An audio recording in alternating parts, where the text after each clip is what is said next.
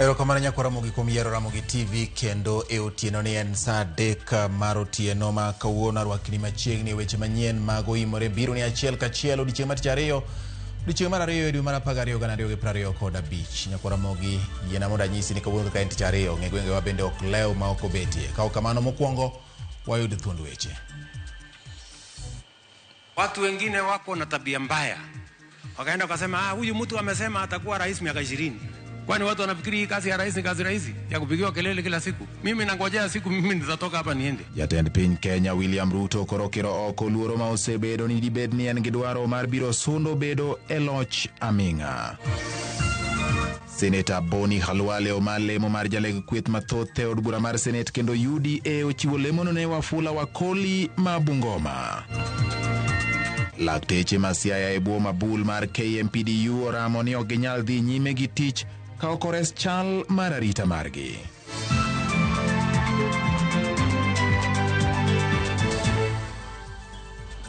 Bed thuolo nyakora Ramogi mar ndiko na namba en 23600. Facebook Ramogi TV Kenya, mbui mar YouTube Ramogi TV Kenya, XN @Ramogi TV KE. Jaloko mare iluongo ni Liz Otieno nyar Goto Simbu. Machiegni nyinga en George Bati.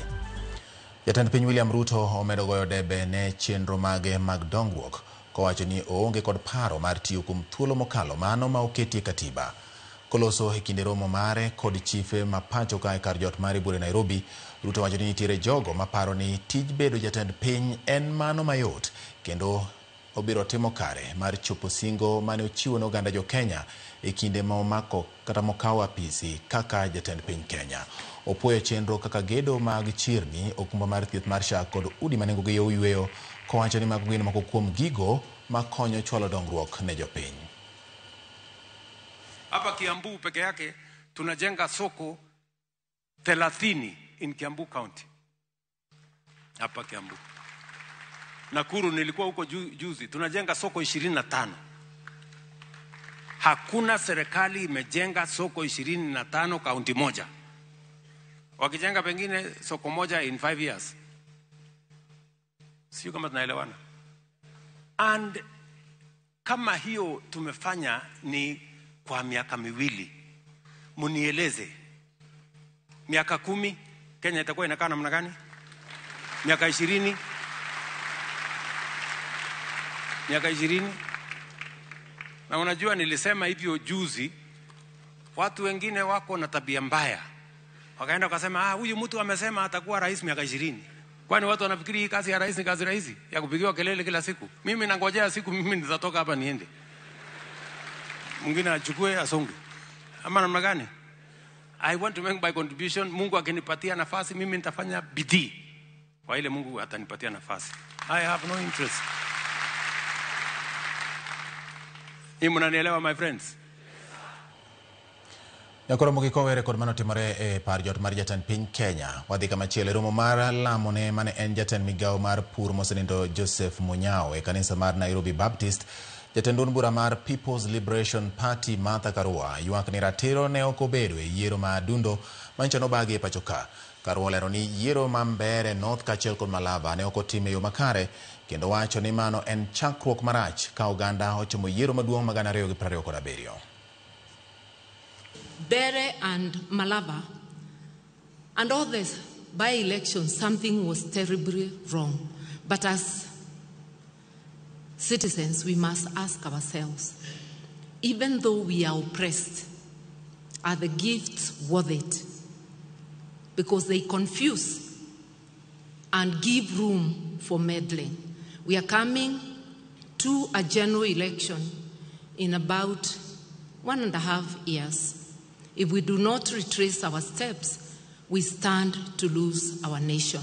So let us work hard, think hard, and be patriots, the way the late Joseph Consolo Munyao was.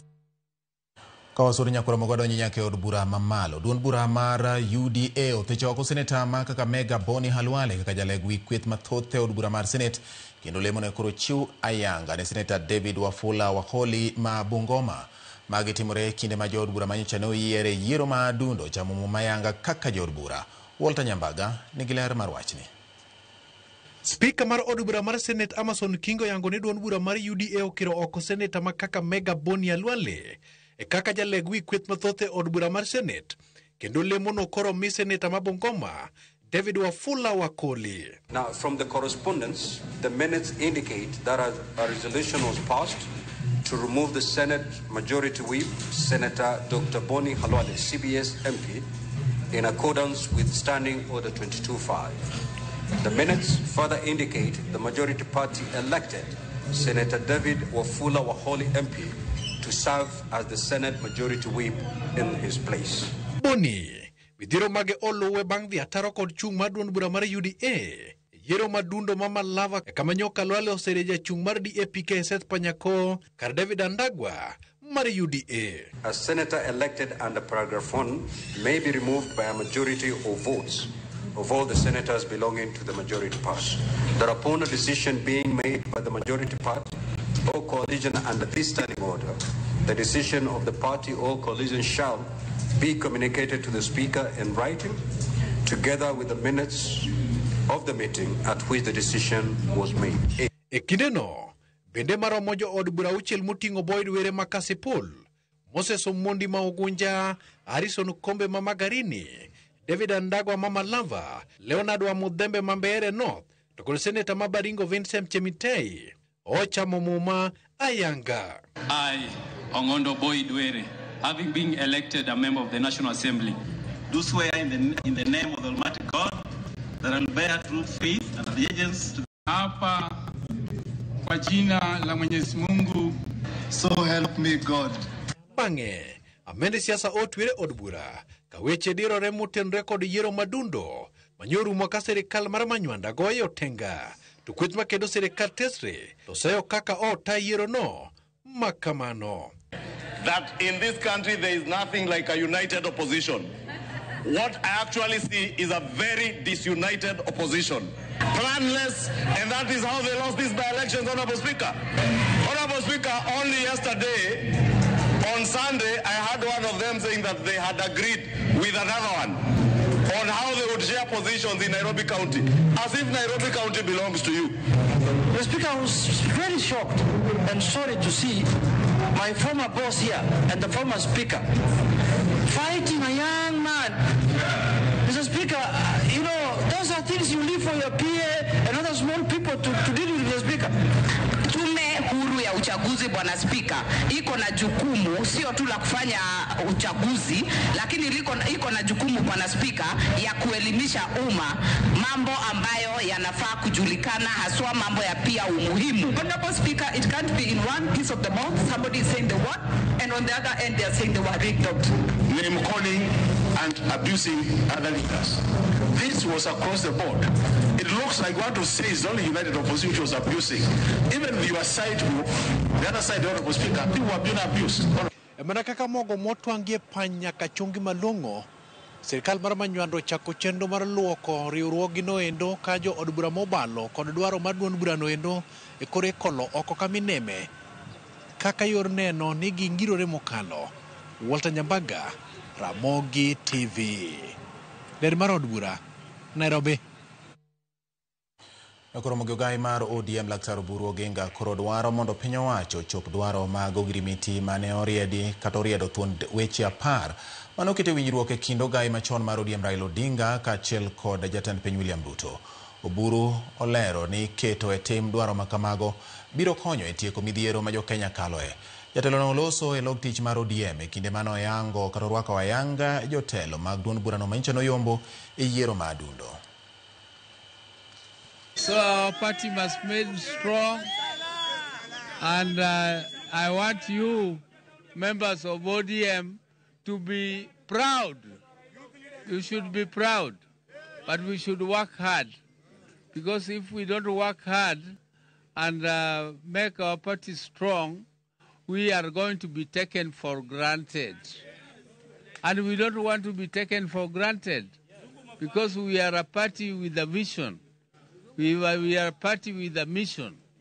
And we cannot fail to work for our people. We want to continue to work for our people. We are in the arrangement of broad-based arrangement where we have 10-point agenda which we want to see implemented fully before 2027 elections. Jatend piny William Ruto yango ni obila duto ma higi osechopo 50 kadhi malo ibiro chwale rang'iny mamalo chenro mabende ibiro timne chife kaachiel kod jolupgi manyo yudo tiegruok kendo sidhi ne tije mag sirikal. Ruto bende omedo ni jodongo gweng' ibiro mi chudo mabalang' kuom konyo e tije mag sirikal ahinya to loso kinde nyasi mar yango ripot mar jokwala usalama ma ofwenyo moko kuom gigo mathiro chenro mag arita. Efi Nyakidi noluwo lipodni kendo ma e siganano. En lipot mochiwa yanga ne jatend piny William Ruto e kajot mare. Lipot mabende oyango gigo mathiro chenro mag arita pachoka. Lipot ma jokwala usalama yudore to kokang' maten migao mar arita nokao matwak kendo kao pach jopiny e wi yore minyalo ber godo arita ma piny Kenya. Romo makamano okelo kanyakla jokanyo e sekta mar arita kotelnegi kod jatend migao mar arita Kipchumba Murkomen kod ogai mar obila Douglas Kanja. Lipodno oyango ni kweth njore mabwogo ngima oganda kendo mitiyogo e chwalo lweny e kinde siasa ng'eny ahinya e counties ma imbo mar Kenya kaka Homa Bay, Kisumu, Kisii, Kakamega, Bungoma, Busia kod counties mamoko kaka Nairobi kod Mombasa e kin mamoko. Kweth njorego gin kaka 42 Brothers, Jeshi Jinga, M23, Kapenguria 6 kod Usiku Sako. Jatend migao mar arita Kipchumba Murkomen osingo matieko kweth njorego maonge nindo e nyabathe konchiel. It is made complicated by politicians who go hire goons for their political gain. In some parts of this country, Mr. President, there is no funeral that happens without goons fighting from one politician to the other, making lives completely difficult for these chiefs and assistant chiefs and the OCSs in law enforcement. With your guidance, Your Excellency, this is an area we want to deal with decisively, without fear or favor, and we must deal with everybody, whether they are in government, they are in opposition. We are not going to spare anyone because we want to save our nation. Kwa jamni, bende ofwenyi ni osebedo gi medruok e counties kaka Migori, Nyamira, Meru, Samburu, Laikipia kod Narok. E county ma Migori, oyang ni kwa jamni ng'eny ahinya e gwenge ma Nyatike kod Kuria West, ka jamni makamano itero usi e piny Tanzania. Kaluwore gi jalup jatend piny Kithure Kindiki, achiel kuom yore ma piny Kenya nyalo sudo godo nyime e neno ni arita oridi kuonde duto. Ma chiefs na assistant chiefs wako pale mashinani ndio wanatusaidia na kukusaidia wewe katika kutathmini maswala ambayo yanahusu wananchi pale mashinani na kudhibiti wakisaidiana na vikosi vya usalama. They are the eyes and ears of government and of the president at the grassroots. A lot has been done across especially areas of Kerio Valley where there is now peace, and we have pacified those areas. We have taken guns from the criminals, and with the support of the chiefs, we have been able to collect over 1,000 guns. Kindego, jatend piny William Ruto oyango ni chife duto manyocha otieko tiegruok margi kendo sidhi ne tije sirikal ibiro chwale rang'iny mamalo mar tich kaachiel kod obila duto manigi higni 50 kadhi malo. Bende jodong gweng' ibiro mi chudo mar Sh3,000 dwe ka dwe. Wapatiwe vitambulisho, wasajiliwe, watambulike kama ni watu wanaotufanyia kazi. Alafu tuwapatie stipend. Pesa kidogo. Nimeambia waziri kuanzia tarehe 1 mwezi wa 6 kwa sababu sasa ndio tutapanga budget. Tutapanga budget ya kuwalipa shilingi 3,000 kila mwezi. Gigo mamoko malipodno yango oting'o kwan mamalo malwenje makit chwech kaka nyange manyiri, rocho ratiro, bambo nyithindo kod nek e kin mamoko. County ma Siaya kod gwenge kaka Sori kod Rigiti e county ma Homa Bay ofwenyore kaka mago mosebedo gi medruok e lwenjego. Efi Nyakidi, Ramogi TV, Nairobi. Na koromo gi wasudo chenro mag thieth e kaunti ma Siaya nyalo gore piny tok lakteche e kaunti no anoni gibiro bolo piny gige mag tich ma biro tok yangore ni gisebedo ka giyudo buok maka kod kacha kama kuom gibende yudo monje kinde ka kinde. E barua ma oduoko ma ondiki gi jagoro mar kaunti ma Siaya Joseph Ogutu kata kamano okwedo ripot mar ni lakteche nyocha ne omonji gi apisas mag kaunti. Ogutu wacho ni gidhi nyime gi lalruok gi tend KMPDU e wi ywak manitie. Millicent Adhiambo luwo ripod ni kendo maen. Gioro ne ute fwambo. Riwruok jochiw thieth Kenya Medical Practitioners Pharmacist and Dentist Union bade ma Siaya olando bolo gige gi mag tich kucha kaluore gi buok kod monj ma kinde ka kinde mamoko kuom gi yudo ka giwacho ni ok ginyal dhi nyime gi tayo chenro gi mag chiwo thieth e lwasi makamano maonge arita kwe. Lakteche go yango ni oserocho ratichgi e yore mopogore moting'o ayenje monj maka gi kacha ma bende osendik piny kowuok e osiptende mopogore mag piny owacho e kaunti no. E ote margi no, jochiw thieth lieko kawacho ni monj magisebedo ka giyudo oting'o monj kowuok kuom jotuo magithiedho, wede jotuo kod kata mana jotije mag piny owacho. KMPDU wacho ni monj makamago koro jimbo nyao e tich gino manyaka sani miyo gi luoro ma miyo girem chopo e tich kaka dwarore. Giramo ni ok gibi keto ngimagi kama tek ka giwacho ni onge tich manengone romre kod ngimagi. Kuom mano gisundo mondo mirid kendo ketnegi arita kwe motegno e ute thieth duto e kaunti no. Ma kendo donjne joma bogo kendo monjogi kolure kod chik ka ikawnegi ondamo mager kaachiel gichuogo chike mamiyogi arita makare ka bende koro giramo ni gibiro mana dok e tich ka dwachgigo osekete tim. Millicent Adhiambo, Ramogi TV. Odoma malo ma Kisumu ong'ado ni obiro chiwo lai mar winjo buch nek mar Baby Samantha Pendo tarik 26 mar achiel higa manyien. Jang'ad buche Justice Joe Mido ng'ado ni dono biro golo ng'eto mare kata kamano tok yango ka achije mitudo kod nek mar Baby Pendo osemiyo bok duto mowinjore mag burano mago moting'o neno mag ji 33 ma PC mar jomin buche biro tiyo godo e alo burano.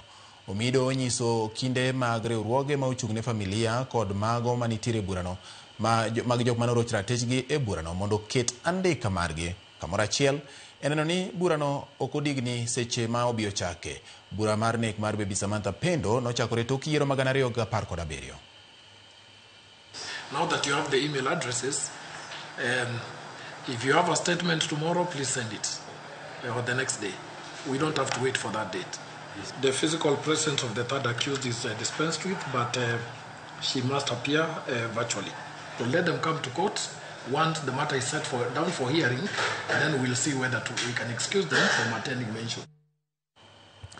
Wakauyo maro mokwongo weche manyien mag imorero kamano dakika osechopo 16 bang' saa 3 mar otieno kamoro amora ma intie mindiko na puoch gi pak kendo aneno ka ndiko medo bedo kama ng'enyenya. Morris Mama kosore Frederick Ouma kata Agabo wuod min Adundo kantiere Nyakune Got Homa Bay County.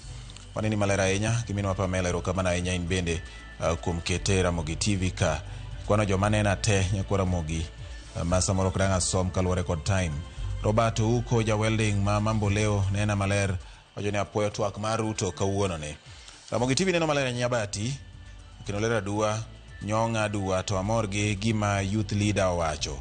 Otis Andango governor Magina ema wacho kamano kama nya kuom kete Ramogi TV bende nokaote gi moro nuoka e mang'enya ahinya nyakwa Ramogi we mondo wachikra ng'e mamoko bende ma ioro na ka ofide mar Mikei wacho ni winja kendo nena maler iliana baba Geran Daje mano Mikei Sango pole sana ofide Imoreda di cool sedonjo kendo wabedo mos waneno kaka ikelo no weche manyien Ramogi TV ler bati winjo ni sane rech ni gikwiri lakini aparo ni Migori kato giber Osama Japanche mawacho kamano erokamano Osama. Dr. Bishop Okoth Okoye wuod Nyasagore Degmo wacho ni Antire Sigomri chieng' ema osira kendo chieng' rieny. Morris Dianga wuod Kamgundo Republic wacho ni but loyalty, faithfulness, fidelity must be observed. The position mora mora ng'ato ok nyal toyo san mose chieme okero kamano Matthew Nyach jakodie kwacho ni yudo weche manyien yo makare kendo nena joma ncho yiero neno ka joma ncho yiero chamo muma kod thuolo machuok before next general election koro gitine jopiny. Erokamano komborwa kademo ng'er wachne ayie gi jatend piny bedo jatend piny tek koko dwaro mi koro koyie no kawo mana ndalo machuok kaka katiba dwaro poch gi pak. Evans Kidero mar Migori bunge la wananchi ng'isa ni bati sirikal otim nonro makare kuom weche mag monj mag bunde matimore kinde ka kinde. Migori County man Evans Kidero organizing secretary bunge la wananchi Migori County. Erokamano Kidero kuom oro ote Mario Poletaso urinyo osingo mare na koch Migori ng'isa ni bati kwa kaka joruba inyore ne nok mar pi kod sitima malal kila saa achiel otieno.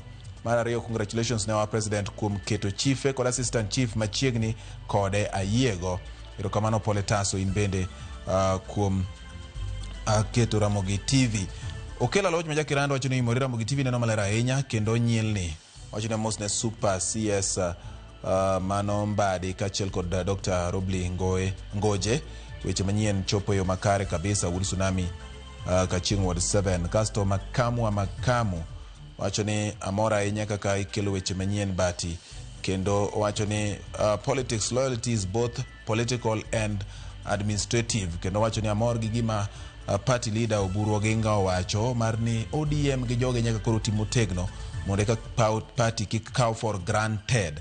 Mano makamu director mar broad based government Western Kenya region and international wachoni poch gi pak ne joma ne ochamo muma. PS Dr. Raymond Omolo bed gi chuny ma in godo no Nyasaye neni kaka wadhi dhi mbele ka wacho kamano ni wan kod till 2042 yina moda ka uyoge kanyo nyakora mogi nikech weche pod thoth pod an gi weche manyien kaka na nyisi odiochieng' mar ariyo mar dwe mar 12 ni kikidhi mabor ma eno imore.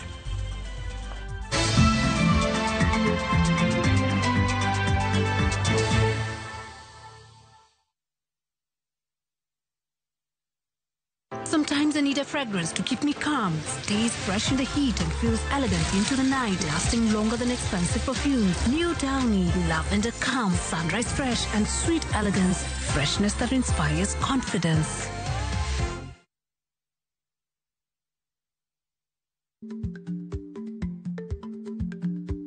Chako chon loyo dhi kajuoga, ma tiende ni bedo gi ikruok momondo, geng'o masiche kod midhiro mang'eny mabiro e ngima dhano.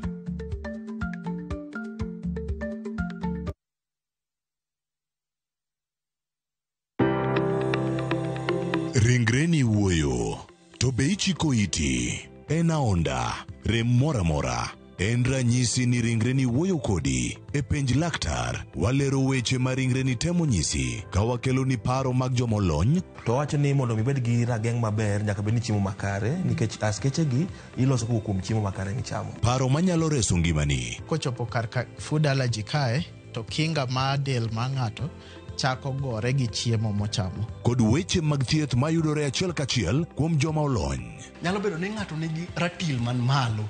Koro konyono to choke cartilage ka toyore konyono nikech ratil mare man malo. Mano nyalo miyo bende ng'ato nyalo yudo arthritis no. E penj laktar gi Ruth Otieno, wuok tich nyaka tich abich saa 12 odhiambo mana e Ramogi TV.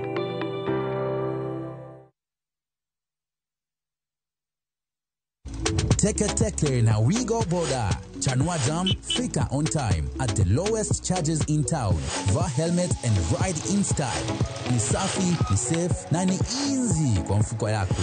Wigo, your trusted ride. Download the app now. Ama SMS Wigo to 20425. You'll fike right on time. Wigo, your trusted ride.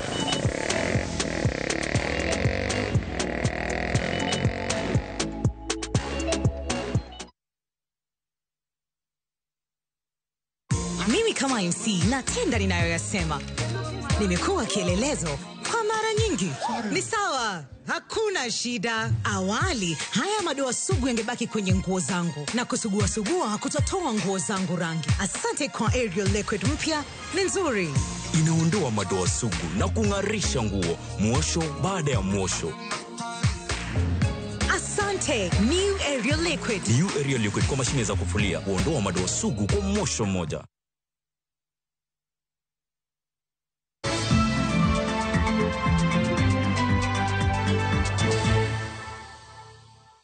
Machini kini nyakora mongi wadhi nyime gi weche manyien mag oimore. Nonro yango ne tamala pargo chiko mag jo Kenya ok chwal bura e do e kinde mag yudore e akikiore mar manyo ratiro ka jo Kenya maromo atamalo 71 yiero mar tieko weche chike oko mar do kata malapar kende e machwalo ngur mag do. E kinde ya wayanga romo makende maiga kahiga mar jong'ad buche mag Afrika maugwe makinde ne timore boma ma Nairobi. Ogai mar do Martha Koome oyango ne chal makama ikelo kod luoro mar chopo e nyim do. Ndalo mathoth mabuche kawe do ka achiel kod thoth omenda madwarore mar luwo buche ma ochwal e do. Koloso e kinde no jalup jatend piny Kithure Kindiki oyango ni en gima kare mondo tend do mag pinje Afrika ma ugwe omed bero kenge mag tieko buche oko mar do ahinya to mago ma inyalo ketie winjruok e kind oganda giwegi.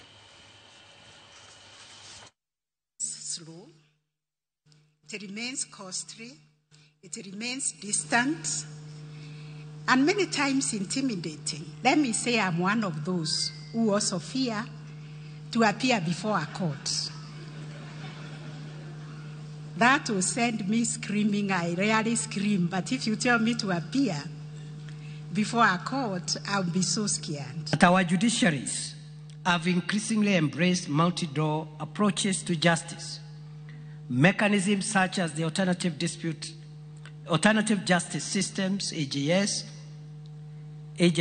court annexed mediation, small claims courts, and restorative justice processes reflect a growing recognition that justice cannot be confined to stone buildings or rigid procedures. It must instead travel to where the people live, work, trade, and build families. Judicial officers, let us ensure that our courts remain pillars of trust, resilience, and justice. Moko kuom jopuonje riwruok mar Kupet ywak ni josiasa odonjore e yiero mar jopuonje bwo riwruok margi no magiwacho ni ketho achiel mar riwruok mar jopuonj e kaunti ma Migori. Meya Bongo wacho ni josiasa ketho winjruok mar jopuonj konyiso jopuonj mondo yier mana jogo madhi telo negi e yo ma owinjore kendo kik giyie mondo josiasa odonjre weche mag Kupet. Owacho ni jopuonj to ahinya e kaunti ma Migori dwaro lokruok mathoth ma oting'o mago mag thieth, tiyo makare kod omenda kod lokruoge mamoko. Lokruoge ma oko ne nyalo mana biro ka jopuonj oyiero jogo manyalo tayo Kupet e yo makare. Yiero maler maonge gi weche mag kuo iye, wan kaka jopuonj, wan e siasa mar jomodhi skul, wan e siasa mar jomosomo. Kuom mano akwayo ni ka wadhi e yiero ma en tarik 10 dwe mar achiel, wabed gi yiero maler ma uyanga maonge gi weche mag mibadhi. En kwayo na mamuol ahinya ni nitie kaka josiasa mag piny odonjo e weche mag jopuonj, to pogo jopuonj gi josiasa nyalo bedo matek, to mak mana ni debed gima ber ka josiasa ne donjo mondo gimed riwowa kendo giketwa wati kanyakla. To ka josiasa donjo weche mag Kupet aeto weche gi lokore kendo pogo jopuonj, to koro ok nen maber ahinya. Jogo makero kod lwenje mag kit chwech koro tudo medruok mag lwenje mag kit chwech e kaunti ma Migori kod chan kido kod timbe mag oganda e kind midhiero mamoko. Kaka jafwambo marwa Jojo Malero, jotend arita kwe bende ywak ni moko kuom ripode mag lwenje mag kit chwech ok osebedo ka dhi nyime e do nikech oganda ok dwar bedo joneno. E kinde ni Mandala 16 mar kedo kod lwenje go mag kit chwech e piny mangima, jokedo kod lwenje go mag kit chwech e kaunti ma Migori dhi nyime kod kampen mar duoko piny midhiero ni. Kampen ni biro kinde ma lipot yango ni maromo 54 mag oganda e kaunti ma Migori pod kalo e lwenje go mag kit chwech, ma oting'o joma mine, nyithindo kaachiel kod joma chuo. Jata tije marwakno mar Adolescent Health Impact Initiative, Evelyn Oyar, mane wuoyo kinde kampen mar kedo kod lwenje go mag kit chwech e kaunti ma Migori, nyasi manobagi e sabkono mawendo, wach ni chan kod midhieche mamoko osejimbo lwenje go mag kit chwech e kaunti ma Migori. Nyithindo king'eny gi odak gi jorit. Gin ki nyithindo ma iyudo ka mama onge kata baba onge, to jorit ma gidak go gin jorit ma ojony, jorit moti. De moti, kwere gi oti, ok ginyal yudo gigo manyalo rito gi kaka chiemo kata lewni ma girwako. Kae to jorit gi be yudo ni onge gi ng'eyo matut e yo manyalo rito gi godo kata nyalo puonjo gi godo. Moro nyathi omaki moketh ratiche. Kidhi piny kacha e dala kama nyathi nitiere, ibiro yudo ni jonyuol temo pando wachni mondo koro yud adiera, mondo yud kaka nyathi yudo ratiche, biro tami. Achiedh nade mar ariyo, iyudo ni e seche mang'eny jok mayie mondo ji ochiw neno mowinjore e kot ok wayudi. Lwenje mag kit chwech gosetudi kod medruok mag mako yie momondo kaachiel kod landruok mag kutego mag ayaki kuom rawere e kaunti ma Migori. Hakuna mali safi. Nowadays, even the small girls are being born positive. Our small boys are being born positive. If you can still do what is called eye testing, unaona mwenzako unasema huyu ni mali safi, aiza kakuwa na ugonjwa. I'm urging our youths, more so now that we are going to the festival season, it is a holiday, the school is closed. I want us to take good care of ourselves. Nyalo kelo kony kabisa en ka bende kwa puonjo ni watu mane nyithindo gi puonj to jonyuol gi guardian gi jorit gi bende wapuonjo mondo ging'e kaka gi handle nyithindo gi dala kendo kaka jopuonje be nyalo handle nyithindo gi. Lipot mogol kod migawo mathieth yango ni kuom ji maromo 1,572 mane ogamo kutego mag ayaki e kaunti ma Migori e higa mag 2014. Atamalo maduong' gin rawere. Apisa mochung'ne ga landruok mag kutego mag ayaki e kaunti ma Migori Eliza Owino wachni giketo maindo e kedo kod landruok mag kutego mag ayaki e kind rawere. New infection as at 2024 we were at 1,572. Majority of those who are bringing new HIV are young people. Piny owacho ojiw mondo koro med keto omenda mar kedo kod lwenjego mag kit chwech mako yie momondo kaachiel kod landruok mag kutego mag ayaki e kaunti ma Migori. We understand the key challenges right now concerning donor funding, but this is time that we uptake as communities and as a nation, we take responsibility towards our children. So that is why we want to spread the word and campaign against the teenage pregnancies, against the gender-based violence, against the new HIV infections. Let us keep talking towards this thing. Let us put resources from both government and national and county government to support these particular initiatives so that we can have a healthy nation through our young kids. George Juma, Ramogi TV, Migori. E kinde ma piny mangima hingo ndalo 16 mag kedo ne ratich oganda, moko kuom jokeno ne ratich oganda kod jood bura e kaunti ma Siaya oseyo piny owacho kuom paro mar tieko chutho kuonde rito nyithindo maonge kod mier kata orphanages, ka giwacho ni piny owacho onge kod nyalo moromo mar rito nyithindo nimar kata okenge malong'o ma osenyiso kaka gibiro tayo chenrono pod onge. Kotelni kod Elizabeth Ngoru mar Horizon Empower Baba Nyumbani ginyiso luoro margi ni nyithindo mang'aw e kuonde rito nyithindogo nyalo yudore kamarach ka koro gikwayo piny owacho mondo okuong oketo kenge mong'ith manyalo miyo gi geno ni chenrono ibiro tim e yo makare motelo ne kete tim. Gikwayo piny owacho mondo kik bol piny riwruoge mag ji giwegi ma osedak gi nyithindogo kuom higni buora. After we close the children's home, where do they go? The government has not put in enough structure to accommodate those children. So what we have planned to do as an institution is to make sure that we support those children. Even if we are told to reunify them to their guardians, we still continue to support them. But our appeal is for the government, if they really want to close children's home, then they need to put proper infrastructure for those children to be accommodated, because at the end of the day, these are our children. We are not going to chase them away. This is the home that they know. Biggest challenge that we're having right now is you have Kenyan care reform saying that they want to close places like this down. But where will you put the children? Because you keep sending them to me. So it's better that we work together so that we can continue to expand the work that we do and ensure that not one child is missed. So I think helping the orphans and helping the widows should be a national disaster. We should think of that and even put a budget nationally and even in the county, a budget that will cater for orphans and widows.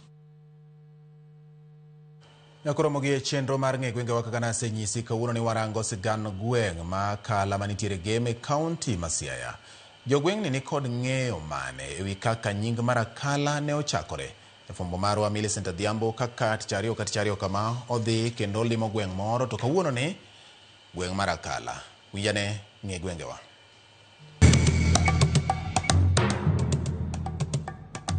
Nyakoromogi ajwang' machiegni kendo e telo machielo e chenro ni mar ng'e gwengewa.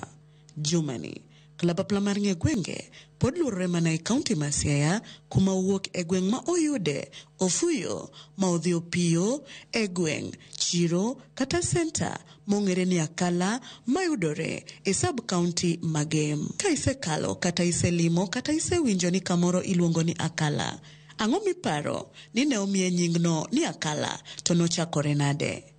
Wagoyo mbaka kod jodak kachiel kod johala mawuok e alwora ni Akala mondo ginyiswa ni to ginto giparo nade ang'o madine mi chak gweng' Center kata Chiro ni Akala. Akala kadongo to wach mar Akala ni ne nitie jaduong' moro ne loso gandiga malo but Kombogo kacha. Jaduong' no ne nohero rwako Akala mano kaka jodongo ne wacho. Koro Akala be noloso ga kanyo. Kore mane nying ni nowach ni ka ochake ni mondo oduonge na Akala. Akala kae nochak ni Akala nikech ne ose Akala. Akala ne en chiro matin kendo dhano norango thagra me onge kuonde ma ji ne nyalo betie. Omiyo kwerewa machon noneno mondo chak chiro ni Akala mondo wan wang' konyruok kama wanyalo yudo e yuto mar oganda. Bang' winjo paro mopogore ma jogweng' kod johala oselieko kotenore kod gima giparo mane omiyo ochak kae ni Akala. We koro wawinj anena adieri kod kuku mar wach ewi nonro mar nying gweng' Center kata Chiro ma Akala, gimomiyo ne ochake ni Akala to nochakore nade? Akala ne wajabedo ga gi wuora gine mane gichaka Akala. To ne ojapimo naga ni Akala ne kaendi ni pidhe kal. Koro ka ni pidhe kal, koro ng'eny ji mani biro diere no yudo ka onge pesa, yudo ka ji biro mana gatonga, joyoma ka biro to biro gi rech, to gidwaro kal.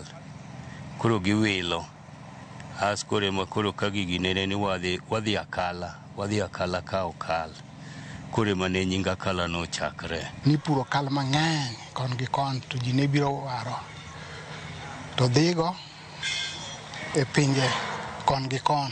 Nomiyo Akala yudo nying maber, kata nitie nyithindo ma be nonyuol mi koro chaka Akala. Akala, umbe landore kod weche kata timbe mage? Walandre kuonde moko nikech kaka wanjo South Game ka wapuro niang'. Kendo wapuro nyaka lot. Koro ng'eny joma kuonde maboyo biro wera Akala ka. Waro niang', waro alot, waro rabuon, to waro nyaka machunga. Rabolo be ng'eny koni. Akala ni e Gem, to jo Gem gin joluo. Tung'e jo Gem gi sombgi kod nyadhi margi. Omiyo Akala nyalo landore kowuok e gik machalo kod mago. To Akala nyalo landore kendo nikech ma e chichwa mwayude chiembwa mapile. Kendo en e chiro ma bende revenue ochoke mamalo ahinya e Siaya County ka. Wahero pur. Wapidho niang' mar rabuor minyamo ni Kampala, mar sukari motamo wapidho nikech waonge factory maloso sukari. Oduma wapidho wagolo e puothe.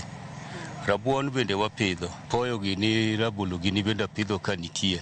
To gin dongruoge mage Akala osenyuole ngima jodak kod johala makae nyaka ne ochakre. Sani wan gi stima kae, kendo pindi be wan go wanyalo tuomo pi maler, wamodho, mago wanwang'o ai Akala ka. Gedo nitie, skul bende nitiere machiegni, but ndara to pod wan gi problem. Ka ndara mawuok ka polis madhi nyaka Puoche. Ndara no rach ma kata kogoni sim ni om jatuo, ikele osiptal Akala to kinya chopo. Wan gi moro bende wuok Akala to dhi Wambusa. Bapore nyaka Puoche, ndara no rach seriously. Koro mane ma wakwayo ni kapo nono ni sirikal nyalo ng'iyo kaka nyalo loso na barabara to nyalo konyo. Sani Akala kiwuotho e iye tinwang'o Akala ni kiosk mag pi ma ng'ato ka ng'ato nyalo nwang'o pi kamoro amora ma owinjore ma sani pi ok theki. Mar ariyo, Akala neno ka onge oganda mang'eny mabiro e iye, but gi sani neno ka dongruok nitie kendo population mar dhano ni malo.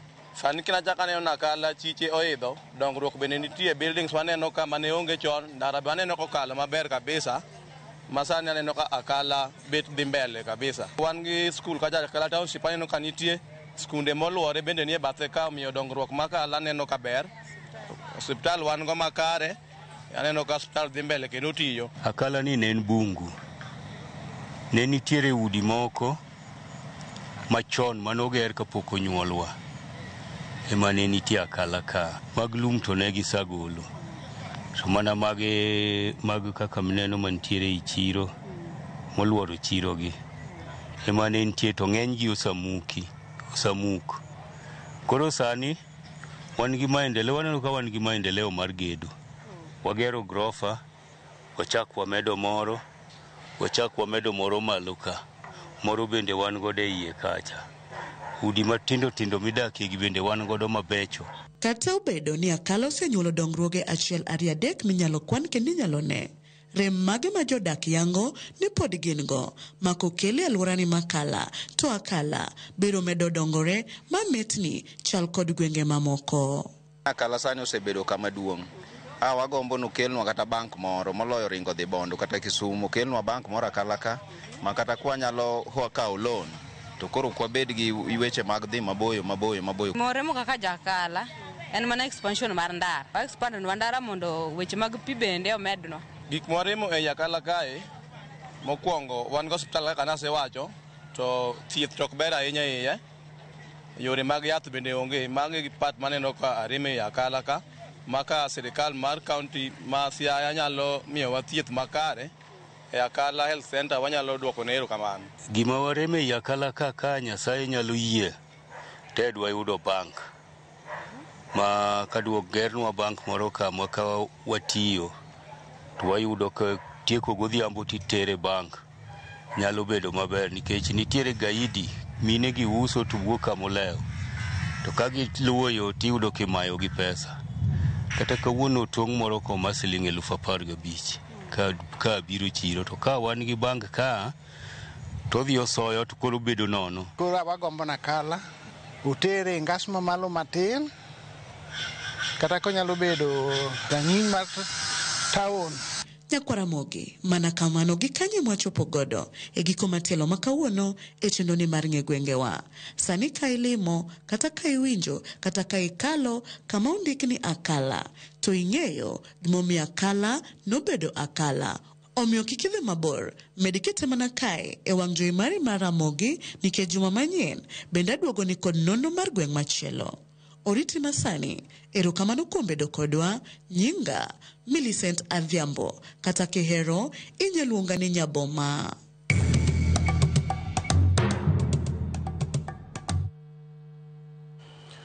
Nyakoromogi koro ke kala to ing'eyo gima kala en. Mano sigana mar ng'e gwengewa ma kawuono ne ka okelni kod Millicent Adhiambo Nyaboma. Nyakoromogi enoka Owino Janabi kantiro yani Masai. Yana malera ahinya osne bon oremo kantiere oyani Masai kanyo moren bende. Ukidibo kantiere Ulanda wacho ni winja makare ahinya erokamano ahinya Ukidibo kuom kete Ramogi TV odhiambo ma kawuono. Dadi kula winji makare an koro ang'eyo sigand gweng' ma Akala Brandon CEO kowuok Kisumu Bambo ema wacho kamano. Erokamano in bende Brandon ka intiere Kisumu Bambo. Weche manyien mago imore medo bedo ka kelo ni ler kendo miyo ng'eyo gik matimore konde duto mag Kenya ka. Mamoko mabende no kamedo ndiko na no ka ochieng' dalego pap nyadiel wacho ni Bati neno maler ahinya kendo nyowuoyo asewinjo nonro mar Akala kaka en gweng' ma chieng' rieny maburu e madum nyaka e ot mano gweng' gi kocha wacho kamano. Okay. Amor kodi Dadi Cool mos makine familia mar Mosenindo Honorable Raila Amolo Odinga kendo koda anyuonde duto te kinde duto te gimed bedo ka gitegno gi lam mana Nyasaye no jadolo Dan wuod Omuya kowuok Mombasa County. Erokamano. Then aneno ka Oguda ka Yesu wacho ni Wood Calvary ma Oguda ka Yesu antiere Makalda i Migori County Pinyo Batala. Aworo kaka chapni mag siasa ng'eny to yiero polo dong' higa mopong' gi nuste. Ber chik moro kali e bunge marido ni siasa ichako go kodong' dweche 4 kende to ji dhi e yiero. Mano Oguda ma wacho kamano. Chinja Kosege wacho ni yie gi chenro ma jatend piny William Ruto ni godo berndi wacho ni amos ne HSC Chief Odoyo Okech Manyakwara Rono wacho ni marwa kod moluor Chief Osota Ozum Kapita bende luwo chenro yo makare. Yiena mondo akaw yueyo gi kanyo to kaduogo Nyakwara Mogi pod an gi weche mamoko en dakika 42 bang' saa 3 mar otieno. Weche manyien mago imore e Ramogi TV.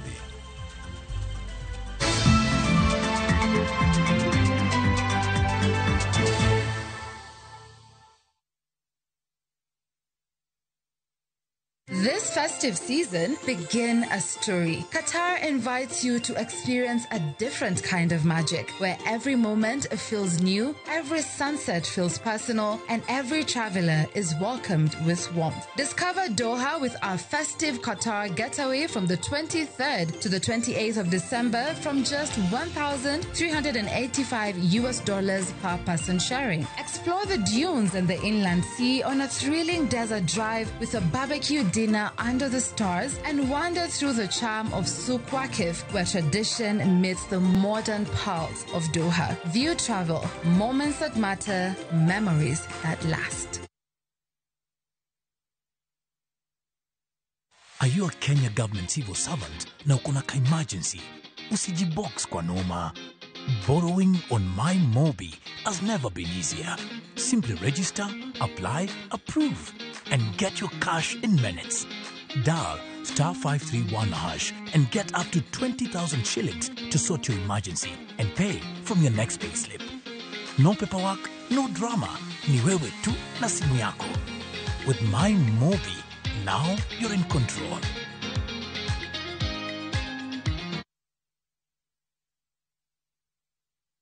Chakre dona mlulwe, nyaka enderni mag boma maduong'. Pesa ka pesa nigi sigande. Kae en kardak mar joloko hala. Growth wa mostly bedo attributed to consistency and hard work. Kokalo kuom jo ohala manyiso rieko margi e ohala mopogore opogore. Ka gima nyaka ikwong ing'i en location kamidwa kete dukano. Wapuonji timo ohala okang' kokang', kaka ilose, kaka ipidhe modongi, nyaka kaka irite mondo odagi. Siri mar business wane gimomiyo osebudho kabisa eni itiye gadier. Kae, kama timo gik moko gi kinda, romo gi rieko, kod lek mabedo adiera. Watemo choko artifacts mag luo, to watiyo kod gas decoration e ot ka. Ohala gi mwandu, gi Cleophas Oluoch, tich ang'wen, saa 1:45 otieno. Kik bai.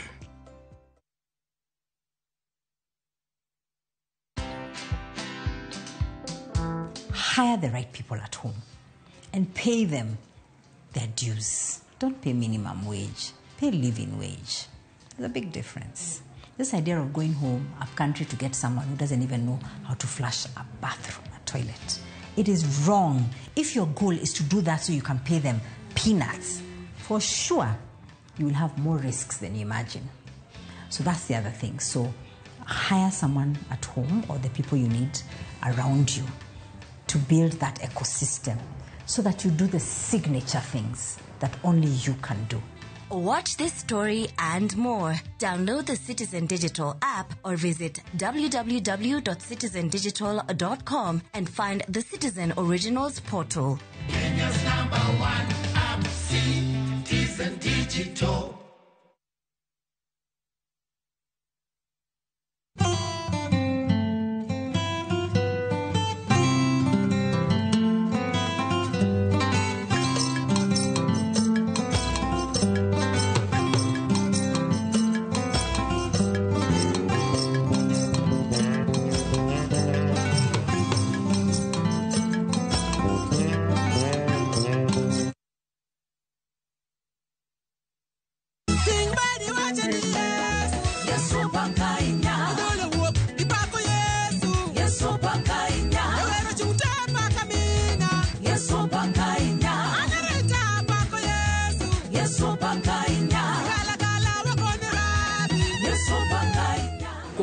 Mar Nyasaye kihero wendeni bonyesa *860 *419# to parni ya Ramogi TV eni od jower duto te.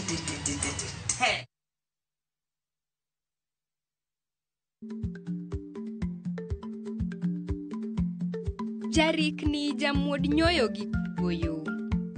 Ma tiende ni dhi matek ma ok inono maber samoro nyalo miyo ng'ato midhiero.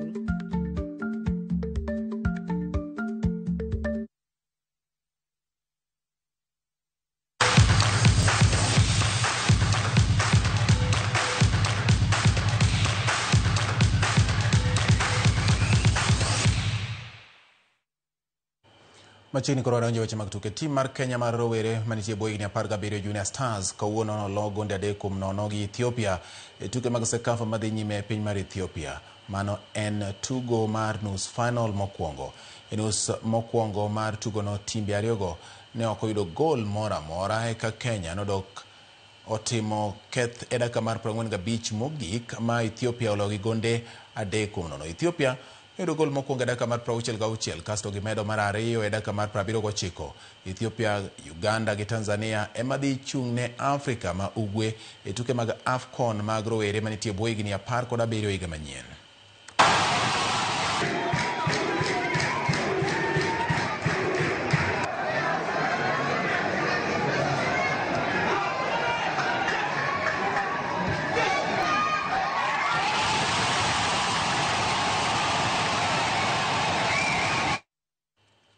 Jaod bura ma Suna West Peter Francis Masara ochako chenro mar konyo kata manyo kod tiego rowere manitiere kod were kata talanta e weche mag adhula ka okalo kuom kar tiegruok ma ochako mong'ere kaka Masara Talent Academy. Masara mowuoyo e gwenge mag Nyatike kinde ma opich adhula ma obago kono chakore kata na dhi nyime. Okone opira ma thor wach mare maduong' en kwanyo rowere manitiere kod talanta mar adhula. Owacho ni gwenge mag Nyatike gisekawo rowere maromo 6 ma ni kod were makare mag tugo pich adhula makoro gidhi tero e timbe kaka Migori Youth e kind timbe mamoko. Masara wacho ni nitiere pich adhula ma oloso kendo sani dhi nyime sub counties duto ma e county ma Migori ma bende ging'iyo godo manyo rowere manitiere kod were mag pich adhula mondo gidongre. Gold gi pesa turi. Players wanyalo yudo ka, jong'wech wanyalo yudo ka, mondo kech everybody cannot be in the office. Jomoko yudo yuto gi kokalo kuom ang'owa, mpira, jomoko kuom ng'wech, mondo mi ji te o benefit from talent ma Nyasaye nomiyogi. Peter Masara Talent Academy dhi nacha ji te. Wasechake kaka wachake ni wadwa move in all sub counties. Kata ka waseyudo players 6. Mwadwa miyo Suna West United Football Club, moko wabiro tere Migori Youth, then moko watero Gor. Mano jaod bura ma Suna West Peter Masara kalose weche mag manyo talent mag rowere kendo miyo gibedo gi mijing'o ka giloko ngimagi kokalo weche mag tuke. Wawere kod mago wadon tuke mag Lowlands Super Sports Festival odonjo e odiechieng' mare mar ariyo kawuono. Tuke ma obagi alap ma Nyakiamo Stadium mayudore e kaunti ma Homa Bay. Team mar Kaksingri FC oseyudo loch 2 kendo nigi points 6 ka geno margi en ng'ado tiko mar nus finals. Kaksingri noloyo Gwansi gonde 2-0 nyoro kapok giloyo Rusinga gol 1-0 kawuono. Mfangano oloyo Gembe gol 1-0. Odiechieng' makiny Mfangano biro rakore gi team mar Kaksingri ka Lambwe FC biro tugo kod Gwasi FC. Rusinga biro hinyo lum gi Lambwe FC e kinde ma Gwasi FC biro tieko tuke gi Gembe FC. Kowuoyo gi jofwambo jachak tuke go Michael Odari olero ni tuke makamagi miyo rowere thuolo mar nyiso mich margi kendo mayo gi thuolo mar donje weche mag njore. Finals mag tuke go ibiro bagi tarehe 5 mar dwe ni. Na mdhamini ni katibu mkuu wa wizara wa ndani Daktari Raymond Omolo. Hapa tunaomba vijana wote, watu wa Suba wote wakae na amani na wakae pamoja. Vijana pia tunaomba vijana wao watu wazuri, tunaongea nao. Tuko hapa na mkubwa sisi tuko naye hapa anaangalia usalama wa Sindo. Sana Sindo hapa tuko na watu tofauti. Na vijana sasa hivi wamefunga shule, tunawaomba wakae karibu, wasiwe wanapatikana huko kwa wavuvi. But I have to say as the chairman of the committee that I'm really very grateful for the Suba fraternity, our Suba gentlemen, our Suba women, for the support they are offering. Otherwise, for the all Subas, wherever you are, please, this is your activity. This is your cultural activity that started in 1948.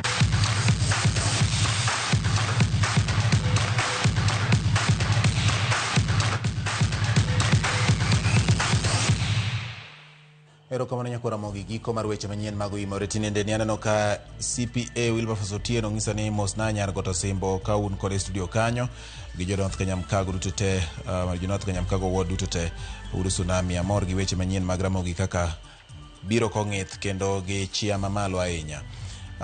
Mwalimu Evans Agaya wacho ni yo makare achiel kachiel Ambira Ugunja kendo wacho ni amor ahinya kaka weche chalo kwe bende dhi nyime. Vine Mpesa Mariat wacho ni amor gi Ramogi TV kaka kelo weche manyien wase ng'eyo kaka gweng' manying akala nyinge no biro. Erokamano Wino Usanga mar Ugunja Ushanga mar Ugunja ng'isa ni bati amor ahinya kaka weche manyien mag Ramogi kelonwa wan koro amor kano waneno kam jumbe wa manyien ma Ugunja ochamo mumaya ayanga mano Moses Omondi makoro en mjumbe mara ariyo ma Ugunja. Erokamano Ushanga kuom kete Ramogi TV kentire Ugunja kono endo. Erokamano Father Peter Juang Orono wacho ni entiere Obunga City wanga kikmuomre kuom wacho ni wanga kikmuomre kuom jalupne magwanga to gibede piny kendo gilosi ka gikelo kwe ei Homa Bay gi dongruok. Mano bende wach mawacho kanyo nyakora Ramogi. Yie mondo nikech thuolo Jojo Yua Senior mar Migori wacho ni tsunami an bende bedo kendo aneno kaka ikelo news amor kod jotelo ma nacha jomatindo kendo gimed mana mako lwet jomatindo kamano mondo piny odongre sawa. Mane gichakruok bedo gi giko ma ok watimo kawuono wabiro timo kiny. Poch gi pak na ya duto masiro oganda kendo neno ni pok ka pok ma ng'ato nigo kelo ne yuto mano kamoting'o Mheshimiwa Peter Masara makoro sani manyo were mag jomatindo mondo gidongre godo e yore mag yuto margi gimany kaka ginyalo loko godo ngima familia magi to ne joma thiro jomatindo unto koro samoro gimunyaro mogo en mana kuong nikech jomatindo ge dongruok makiny kamoro amora ma intie kata mane gwenge ma Suba kocha bende no ka tuke dhi nyime kendo siro jomatindo giriekni ming'ado nyakora Ramogi kaw gi ti kodgi kiloko ngima king'eni odiochieng' makiny ng'ama ni libamba mari kata bathi nyalo bedo gwethne in kendo nyalo loko ngimani. Kaw kamano to iloya mosiro weche manyien kuwuok e odwa mar kawo weche manyien achiel kachiel nyaka magi chopo ni sani poch gi pak ne gin reporters wa jachung weche jatenda Jay Bonyo jachung weche Ken Muga poch gi pak ne gin. Aya in bende mikaw thuolo mari mineno Ramogi TV kiyudo weche manyien poch gi pak. Kuwuok e kiro mar ariyo kacha ne nyakwa Ramogi ano kanyo endo nitiere Yvonne nitiere George kanyo endo Bado Alex Chalo Ben jago picha mara Suza Jalony bende nitiere kiro mar ariyo kanyo nyakwa Ramogi. Jaloko mara kum thuolo ni duto osebedo Liz Otieno nyar goto simbo nyinga en George Bati Daddy Cool wuod tsunami oriti masane.